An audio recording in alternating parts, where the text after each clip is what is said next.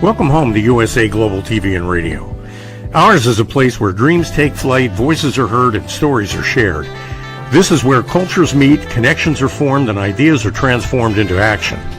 This is your destination for authentic storytelling, diverse perspectives, and meaningful conversations. We're where global stories unite and bridges are built beyond all borders.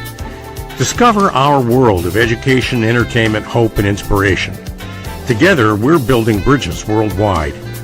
Subscribe to our USA Global TV channel and download our USA Global TV app. Be our guest or join our team. Visit usaglobaltv.com. With heartfelt thanks to our executive producer, Dr. Jacqueline Kerbeck, music scored by Yifei Tang from Cloud Road Music, creative direction by Paul Garcia, and I'm Al Cini, and I'm very proud to be part of the USA Global TV and Radio family. So join us here at USA Global TV and Radio. Make us your home for global connection. All rights reserved. This video and its contents are the exclusive property of USA Global TV and Radio. Unauthorized use, duplication, or redistribution in any form is strictly prohibited. Thank you for being a part of our global community. Let's inspire together. Hello, everybody. Welcome to the 6th episode of This is Floxed on the USA Global TV and Radio Network. This show is dedicated to raising awareness for fluoroquinolone toxicity syndrome, also known as being floxed. This means that a person is experiencing adverse effects from a fluoroquinolone antibiotic like Cipro or levofloxacin and many others. For reasons not completely known, when someone is floxed, they seem to acquire additional chronic illnesses when they were completely healthy before. This can be said for many chronic illnesses that have nothing to do with being floxed. It never seems to be just one illness. This is often referred to as complex chronic illness, which is a long-term medical condition that involves multiple organ systems or a single system affected so severely enough to require specialized care and potentially a long period of hospitalization.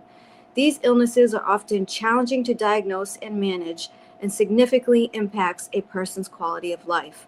Examples of complex chronic illnesses include ME/CFS, chronic Lyme, long COVID, being floxed, and many others. Our special guest today is Sibylle Dahrendorf.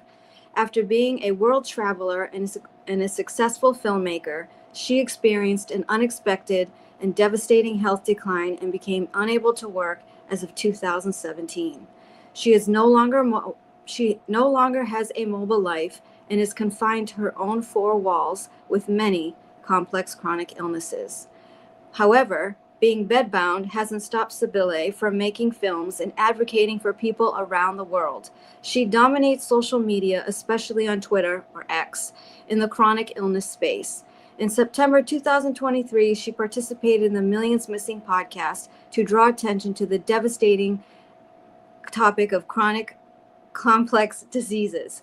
In February 2025, the documentary that she co-directed called Chronically Ill, Chronically Ignored aired, and it was the first time that a major broadcasting channel in Germany aired the stories of people living with myalgic encephalomyelitis, also known as ME/CFS.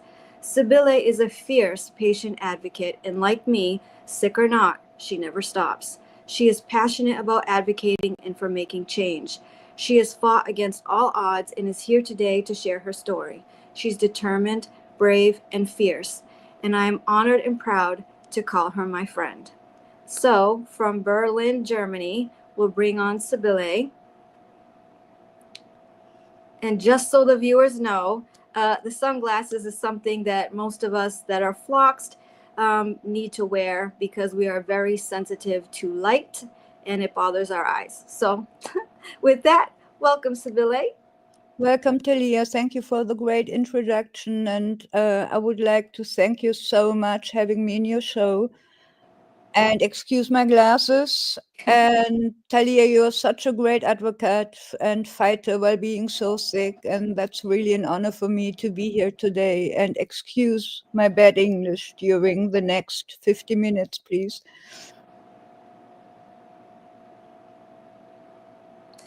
So to kick off the show, Can you tell us a little bit more about your story and what your current health situation is? Yes, I try. So my story is a bit complicated. I have to go back to the year 2011. I had severe food poisoning while I was filming a documentary abroad in West Africa. And guess what? With what they treated me? The food poisoning, TALIA. Yep, fluoroquinolone. Of course, fluoroquinolones. But I did not know that were fluoroquinolones, and I didn't have any idea what fluoroquinolones mean. So I was treated with them, and the same year, same place in West Africa, while filming for the same documentary, I got very sick with malaria tropica, which is the worst form of malaria. Imagine a mosquito bite can almost kill you. I was close to organ failure. And I was treated again with heavy medications like chemotherapy. But then I recovered. I thought I was not the same person. I lost stamina and I lost concentration and something like that. But I could continue to work. But then, around 2.5 years later, my body was starting falling apart completely with horrific symptoms, countless symptoms, and nobody took me seriously. No doctor. At that time, I did not have any clue what means. So I was unable to work anymore, as you mentioned in your introduction, and I decided to went in a rehab. That was around 2017, and I came out of that rehab unable to work, unable to cook my food by my own, unable to leave my house, unable to how to drive my car, and something like that. Then in 2018, I was diagnosed then with ME/CFS, but I always was convinced that that was not the entire story. I had and still have severe neuropathic pain, so all signs of small fiber neuropathy, by the way, dismissed as depression at that time. I also have POTS, and I have to explain that a little bit. POTS means that you cannot hold any upright position. This is the reason why I'm lying here, because your heart rate is freaking out if you are in a upright position, blood pressure as well, and there are a lot of symptoms as well because of the consequences of POTS. The blood is sinking down to the lower extremities when you are in the upright position. So I'm always in that position. I have pretty loud head noises, so severe that sometimes I think really I'm going crazy. Severe muscle weakness, lax ligaments, so broken connective tissue order. And as we know, you had a show about the topic mast cell activation. That can be a consequence of the mast cell activation syndrome, which I also have. And I have always the feeling I'm completely poisoned, as if poison or shards were flowing through my veins. And to add another diagnosis, I have a confirmed craniocervical instability. So a lot of illnesses running in my body. And I was trying to get help from the conventional medicine in vain. I was dismissed all the time, and I ordered all possible tests by myself. So I did tests for Lyme disease, and I'm Lyme positive with Bartonella. I ordered tests for herpes viruses, for example, how do you pronounce this? Epstein-Barr virus and HV6 positive. I checked my mitochondria function, very low. Long story short, my body is completely wrecked from several hits. I did not have the one and only hit. I had several hits for over a long period of time, and I'm home and bedbound for many years. And to add a thought, so I was thinking about that today in preparation for our conversation. My very best friend from university died because of cancer in 2021. And months before she died, she said to me, quote, I know I'm going, Sibylle, I know I'm going to die soon, but I never wouldn't trade places with you. Maybe this is, I don't know, I leave it like this. Yeah. And I think what she meant was if you have something like cancer, it's believed by the medical system. There's a specific treatment plan. When you are chronically ill like us and doctors don't know what to do, you're SOL. Good luck trying to figure out how to treat yourself, trying to get any doctors to believe you. So that's probably where she was coming from, because I can totally understand. Yeah, but as well concerning the condition, because she really was one of the very poor, one of the persons who believed me, and she Yeah. couldn't feel the severity of those complex chronic illnesses. You know, she was 3 months before her death in a better condition than me for years now. That Yeah. is what she meant. Before we get into talking about complex chronic illness, because that's going to take us most of the interview, I'm always curious, like, because you're so sick like me, how did you get into advocating and doing all this for others? Actually, I don't feel like an advocate. So, but if we touch the topic, so I was never a fan of social media, and I was never on social media before I got so sick. And I decided to go online. That was around autumn 2020 when I got my diagnosis from when I came back from Barcelona.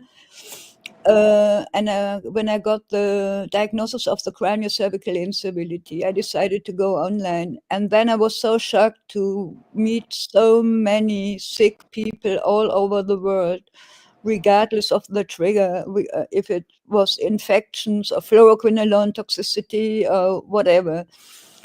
And then an exchange between those affected began, and I met really a lot of people. I had friendships, and I have still friendships, like you, for example. And I found some researchers, and I was studying the research papers like crazy because I wanted to find a solution as well for myself. And then from that point,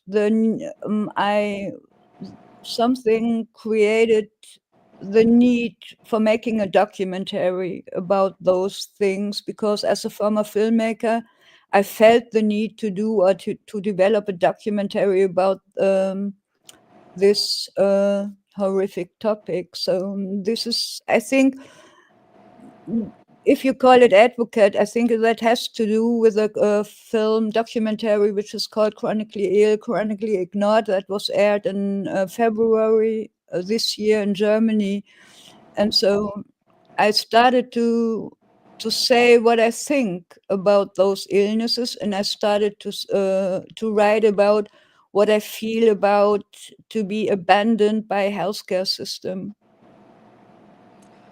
And I feel like, what has made you such a force is that so many people resonate with your story, and unfortunately being abandoned by the medical system, and having these complex chronic illnesses. Um, could you explain in greater detail what complex chronic illness means? Yeah, this is an expression by Dr. David Kaufman and Dr. Ilan Ruhoi, by the way, both in the US, not in Germany. A while ago, I discovered a podcast which they're doing. They started on Patreon, but they are now on YouTube, so it's free for everybody. And I was listening to their talks and thinking, wow, that's exactly me, because they developed a model, this kind of model, which is called the septat, for better understanding ME/CFS, Lyme disease, or long COVID, all those complex illnesses. And the septat includes, for example, autoimmunity, POTS, postural tachycardia syndrome, MCAS, so muscle activation, EDS, so Ehlers-Danlos syndromes, which are syndromes where the connective tissue is damaged, So to summarize it that way, so everything that has to do with connective tissue disorder, including craniocervical instability. Then the model subtype includes small fiber neuropathy, SIBO, so everything that has to do with the gut, leaky gut, and so on, and of course, infections. But you can expand the model to fluoroquinolone toxicity, to chemicals, as well to I think I would like to mention also vaccination injury because it's important, but was important already before the pandemic. And the model is for me personally important because I fulfill every point of that model. And I really understood, I was beginning to understand the interconnection of those complex chronic illnesses, like a puzzle. I don't know how to say that. And Dr. David Kaufman often uses the term background noises as a metaphor for illnesses that actually lead to the severe chronic onset. And I had background noises before, a long time before. I understood that I had or have had MCAS issues for my entire life. I had already spine issues before I became so chronically ill. I had so much infections in my life, always treated with antibiotics and so on and so on. So, and this is more or less in short, the idea of complex chronic illnesses and the septet. Or you can imagine a glass of water. If you have a glass of water, it's half full, and then a hit comes, and then another hit comes, then a fluoroquinolone comes, then a COVID infection or whatever. At one time, the hit how to overflow, so the water overflows, and so that was in my case. My body collapsed at what point. And what I find, to add one more point, what I find or found very interesting after the documentary Chronically Ignored was aired, a lot of people reached out to me and wrote me messages as well on COVID sufferers, and they wrote me that they also were also treated with, guess what? Fluoroquinolones. Fluoroquinolones. So this is the reason why I'm thinking there's always several players in your body, and there's almost, I don't know. I mean, I do not have any statistics, but I'm convinced that there are a lot of players in your body making you so sick. Yeah, so for the viewers that are watching, especially those that experiencing fluoroquinolone toxicity, I think, a lot of times we talk about the trifecta that we get when we're floxed, right? I feel like everyone that's floxed, they have Lyme, they have mold, and usually they end up getting mast cell. And if you think about some of the other things that Sibylle mentioned, think about someone that has EDS, then they have POTS, right? And then they have MCAS too. Like, it's never just one illness. And it's because, just like Sibylle said, like, we have a cup and it's filled to a certain amount, and hit after hit after hit, it eventually overflows. But it's not just it, it's also the long-term effects of being sick and never being able to heal that can further breaks your body down. I know in my case, when I got floxed, I don't know how full my cup was. I just know that I was very healthy. So maybe my cup was like this. But what happened after in the medical system, I got hit after hit after hit in a very short time, not over a long time. And that's what blew me up, right? Between MRIs and CAT scans and this medication and NSAIDs and something else in the IV, that I just spiraled out of control within 5 months. So whether it's hits over a long time or hits over a short period of time, eventually our body just waves the white flag. It can't do it anymore. It doesn't have the resources to try to heal. It's always going to try to heal, but it's struggling to do that, right? For me, and for many people watching this, I know that have mast cell, when you don't have the proper nutrients or nutrition that really puts you behind in any kind of recovery. So it really is a struggle. And you have the physical aspect that Sibylle is talking about. And then you have this emotional aspect of you're sick. When I first got sick, I felt like an alien. Like I was the only one on this planet that had this strange thing. There must have been something wrong with me until I found this community and saw that there were thousands and thousands of people that were also floxed. So you're sick, you're struggling to survive, and then you're trying to get people to pay attention to you and believe you. So, my next question to you, Sibylle, would be, can you talk a little about the lack of healthcare coordination that we receive and the lack of treatments? Because I think that also continues us in this journey of chronic illness. It just continues to perpetuate it. The lack of healthcare is a very important topic and very depressing topic, because most of the people, which I know, including myself, are gaslit through or by their doctors, by healthcare system, by whatever, and their doctors simply do not believe their patients. And this is for me huge scandal, because a lot of people, very sick people, bedbound, homebound, even people that cannot talk anymore. I mean, we can talk, yeah, but there are so many sick people that cannot talk anymore. They have really to lie in the dark like these 24 hours. And the doctors simply do not believe them, or they say, oh, you can go to work while you are lying in bed. So this is a huge medical scandal for me, regardless the trigger that is valid for infection onset, for fluoroquinolone onset, for everything, including craniocervical instability, POTS, and all those things we mentioned before. And I had the same experience in my cruel condition, which I have to endure.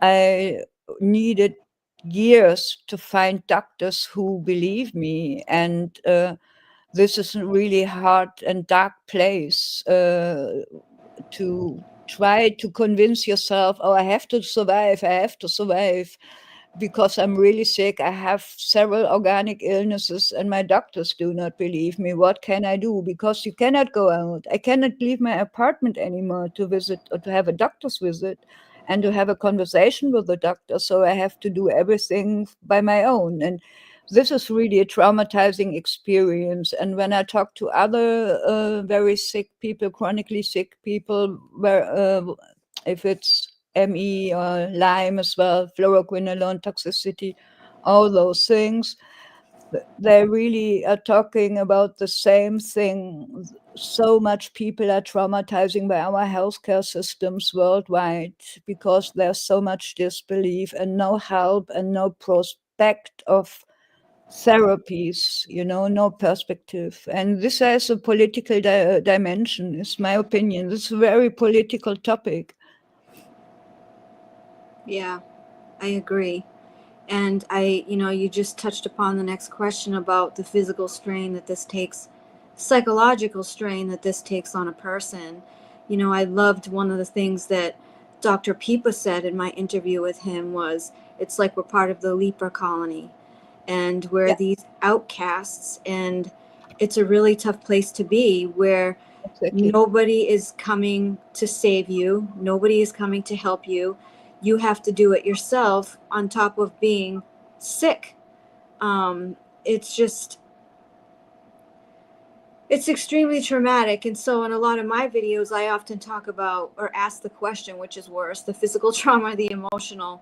I don't know. They're both pretty significant. But is there anything else that you want to add about the psychological toll that this takes on a person? Yeah, it's a heavy burden. I mean, I would lie, or I would lying if I said, no, nothing of that. Disbelief by doctors didn't take a toll on my soul. So, I mean, I'm completely another person than I was before. I lost everything like so many others. I lost my job. I lost my friends.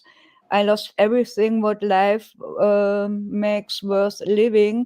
And then you are confronted, it's the right word, I don't know, with a disbelief by doctors. So this is really a hard place to be. And but what makes that worse is even you cannot talk about that topic with the doctor, because then your doctor would say, you have a depression. Oh god, another again depression diagnosis, and so on. And this is like a vicious circle. I don't know how to call it, but it's very difficult to find doctors.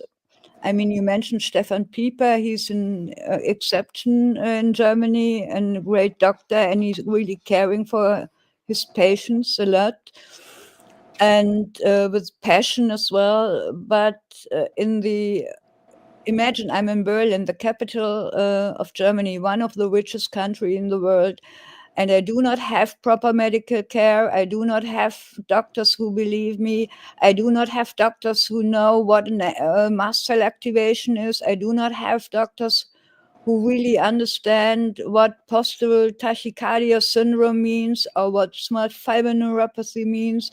So, and the list goes on and on. So this is a very dark place.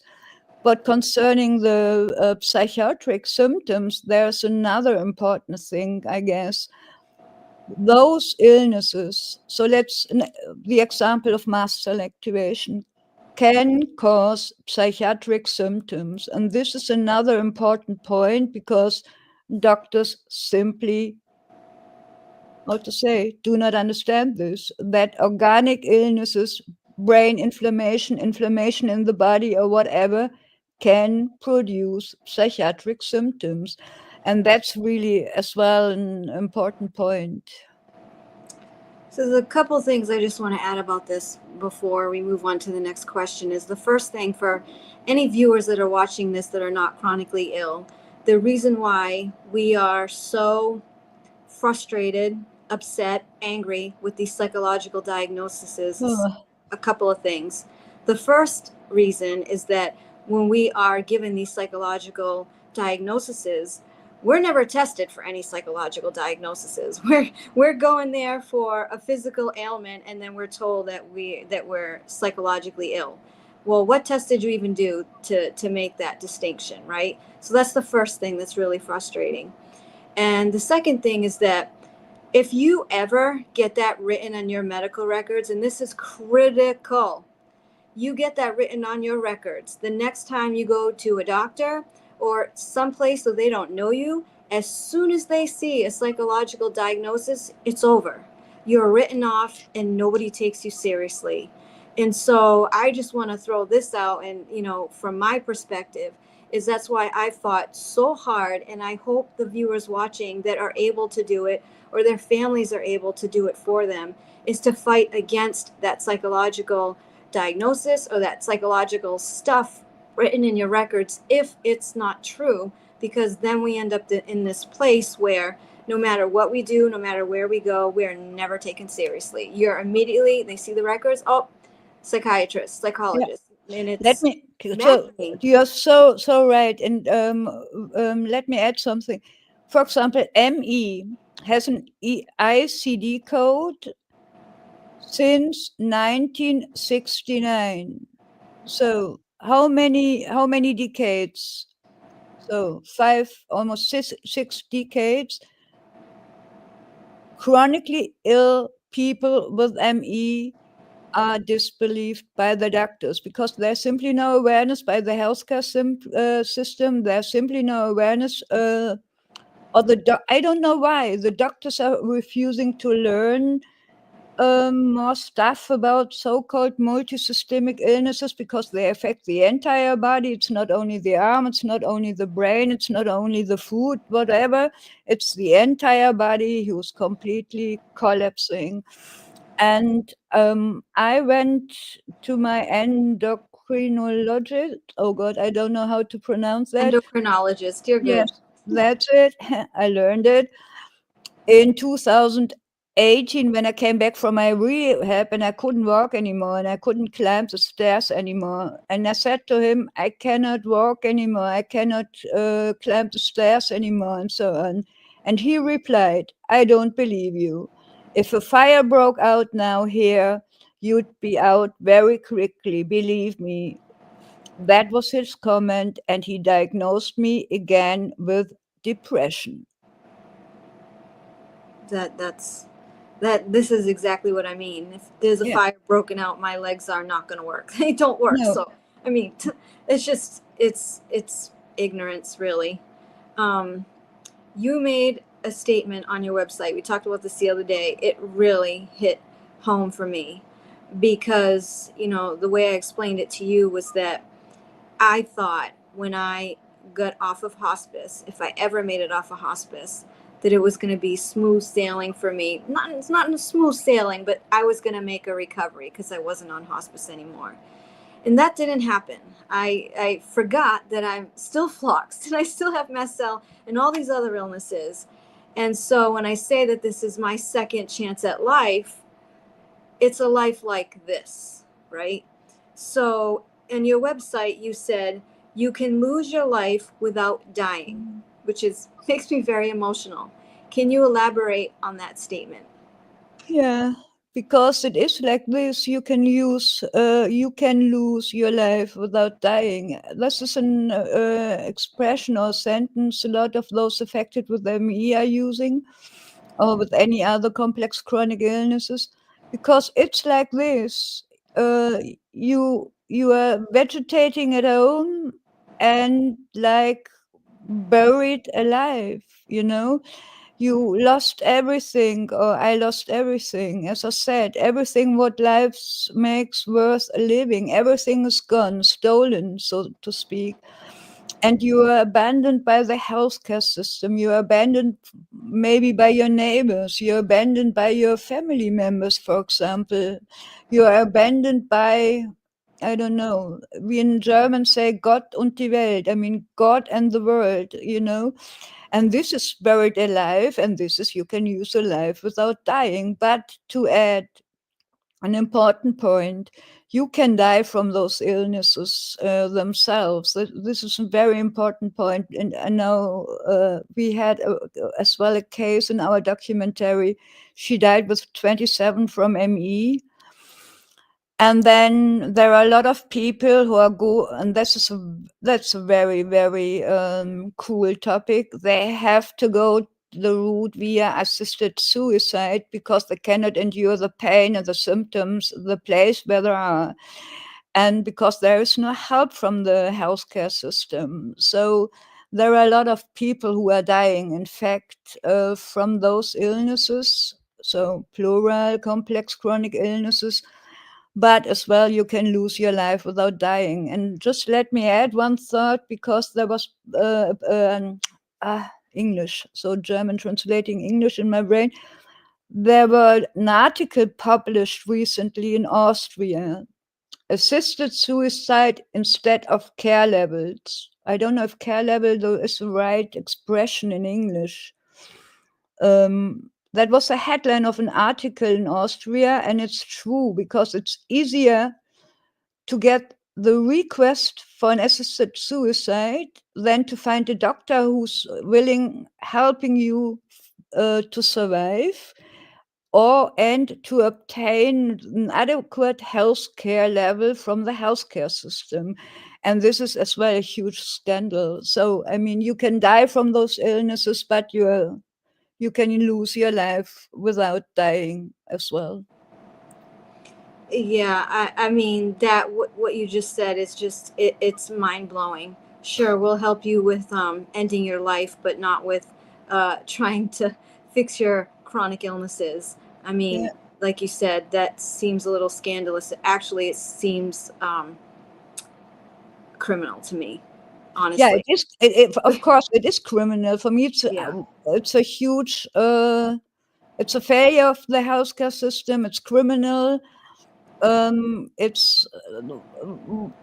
There are so many scandals. Even look at the scandal of the fluoroquinolones. That alone is a huge scandal. Look at the scandal of the neglected ME and now long COVID sufferers, and as well the post-vax sufferers. This is the next scandal. So there is not only complex chronic illnesses, interconnection. There are also interconnections of so many scandals we are vegetating in. And that's so hard because we cannot go out into the streets and to demonstrate and to say, hey, stop it. Yeah, we want care, we want treatments, we want whatever, we want a better care for us, because most of the people are so sick they cannot go outside anymore. And this is really a tragedy. It's really, as you said, it's a crime. So Yeah. I agree completely. Yeah, and I think, leading into our next question, I just want to say that, we're here talking about Sibylle's story, which I know resonates with thousands, millions of people watching this that are chronically ill. I know just from doing research, you can do a simple Google search that there are more people that are chronically ill now than any other time in history. How? In 2025, when we have supposedly the best medical system and the best healthcare advances.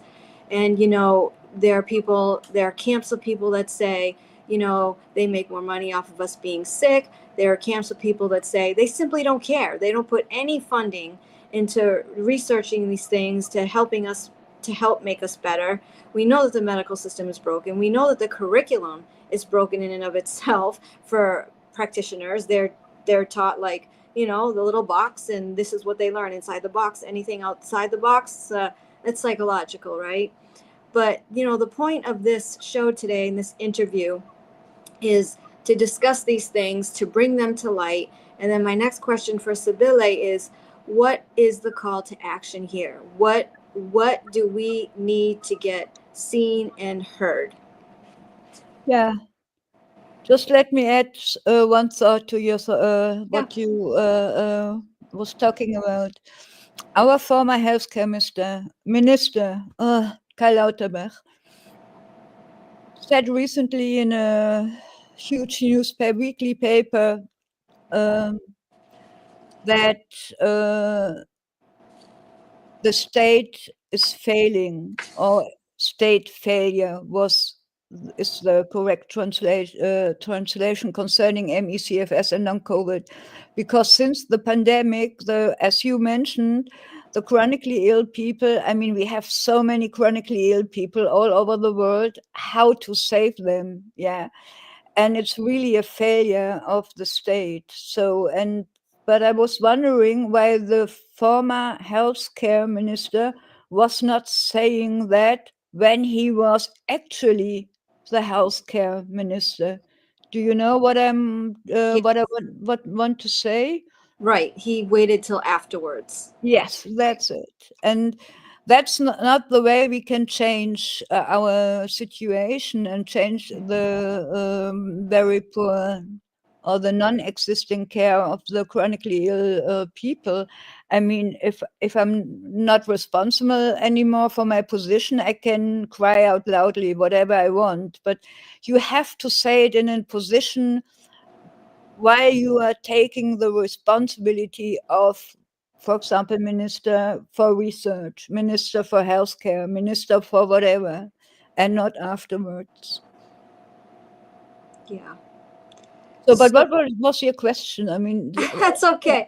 The call to action. So, having people advocate for themselves and stuff like that. okay. What do we want people to take away from this show? Like even doctors that may want to help us, or other people that are sick, like how do we get seen and heard? That's a difficult question, because I mean, everyone who can write or who can still write emails or be on social media should write emails, and writing on social media whatever about the illnesses they have, about their suffering, about the neglect by the healthcare system, and so on.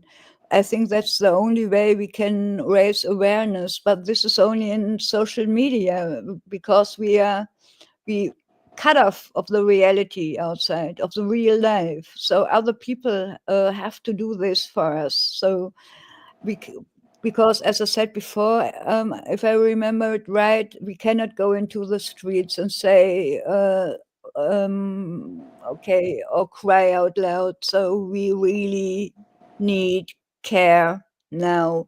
We really need research now. We really need this and that now. So we have to do it from our beds. And this is what I would be my request for everyone who can still do that. Do it on social media and write about your topics and write about what you are demanding for. And I think, for example, we really need urgently a rethink in medicine. So we need also doctors who are really working as allies for us, for example. And we cannot cure complex chronic illnesses with one pill. Really, we need huge research of whatever, and we need more radical demands from politicians as well and doctors for change. Otherwise, we cannot change the situation, because the situation, I mean, is like this for decades. Even the pandemic was not able to change something, and that was for me really I could not even have imagined that the pandemic did not change anything about that, because the people are alone, left alone, abandoned, still at home without anything. So everyone can help to draw attention to this tragedy, I guess, but we need really allies from outside. Otherwise, nothing will change.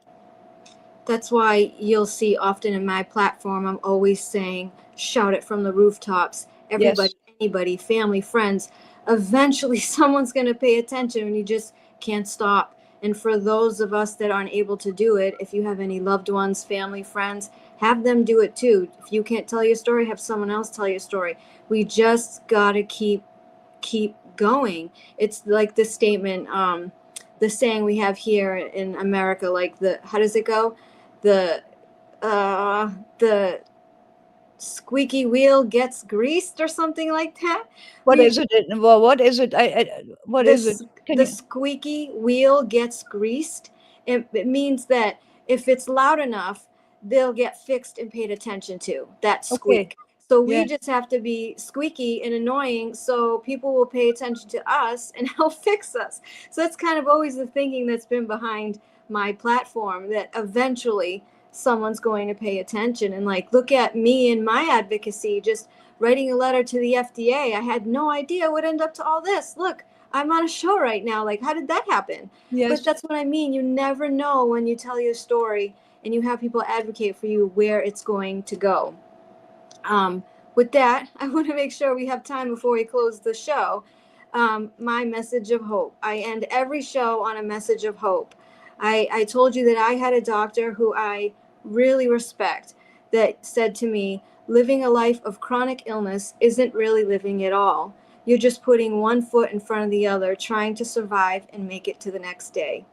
Isn't that the truth? So can you give viewers a message of hope who are suffering from these debilitating chronic illnesses? In other words, how to not give up, how to keep going. How do you not give up? How do you keep going? I could cry, to be honest. And that's a great quote from your doctor. And it's exactly like this. It's trying to survive minute by minute, second by second, and trying not to give up. It's not really to give up, because at some point you cannot anymore. You cannot endure the pain anymore. You cannot endure all those dismissing things we talked about before, and so on. And this is really a dark place we, in quotes, are vegetating in. And it's like a painful labyrinth or something. Our working title for a next film project. This is, for example, something what gives me hope to try to do another documentary, but completely other one, from completely inside view from those affected. And you, TALIA, I'm so honored, will be part of that. that keeps me alive. So, but it's to do something from my sofa by lying here and vegetating and dying every day. Every day is a new dying, so to speak. But do something. If it's just a drop in the ocean, or write another email to an association of neurology in Germany, which recently published a paper that ME, for example, as well as a psychological condition. So everything, step back, 40 years back, new battle, new email, write this. As long as I can, I will fight. But sometimes I think, how long can I do this? How long can I endure this? Does it make any sense? Can we really change something from our bed, so to speak, or from our sofas? And on the other hand, I think to give it just a little hope, because I do not have hope for my personal how to say situation. My hope is not that huge anymore. But to give a little hope, I never met such strong people who endure such terror for years, even decades, with their illnesses. And they are more resilient than any other persons in the world. I mean, and to work with that resilience, that would be my request, to do, if it's really just a little drop in the ocean, to do something. But I'm really aware that a lot of people cannot do anything anymore because they're lying like this every day, 24/7. So I think, to your drop in the ocean comment, it reminds me of the glass, right? It keeps overflowing. I yeah, think if we have enough of us putting drops in the ocean, we change the ocean in the same way that our glass was changed when we were harmed, right? yeah, So it just takes a long time because the ocean is huge. Change takes forever. This is the whole world we're talking about that's having this issue.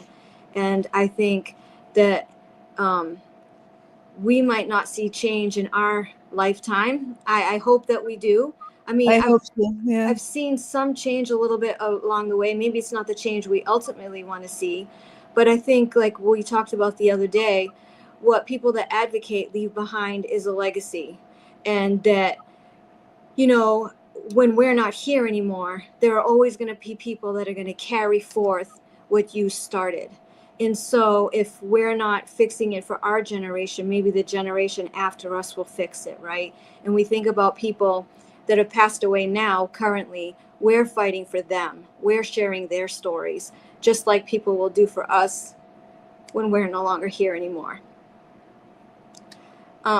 Sibylle, it's been an honor to have you on the show. I have so much love and respect for you.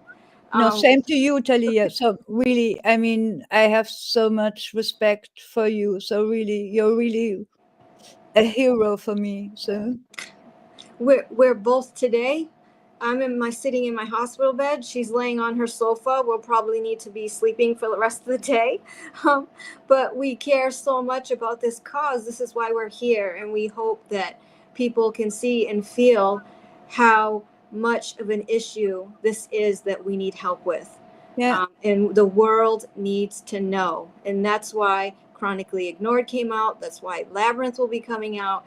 We will not stop until we get the recognition that we deserve. It cannot go on like this. This is so important. Something profound has to change. So Yeah. So I think the show is about to wrap up. Is there anything you want to say before we go to the end credit stuff?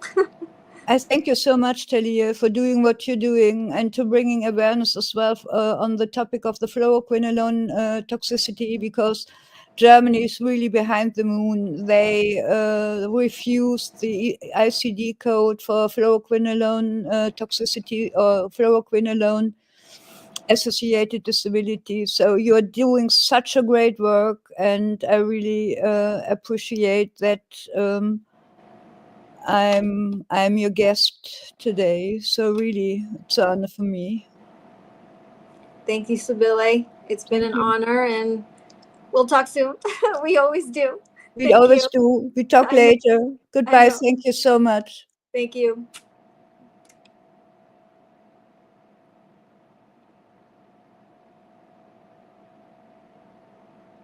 Thank you, viewers and listeners of USA Global TV and Radio, for joining us today.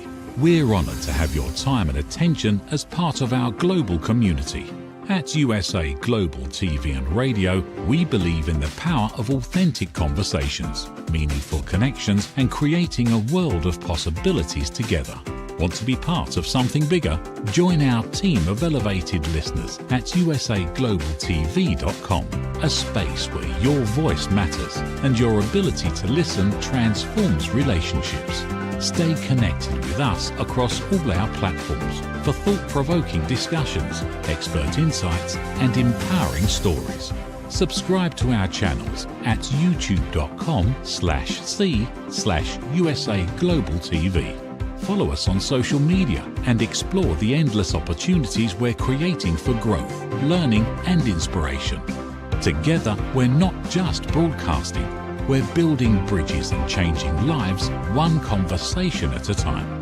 For inquiries, contact us at info@usaglobaltv.com. Music by Johnny Dies. Produced by Executive Producer and Director Dr. Jacqueline Kerbeck. Voiceover by Mike Porter. Creative Direction by Paul Garcia. All rights reserved. Copyright 2025. Visit usaglobaltv.com to view our full terms and conditions.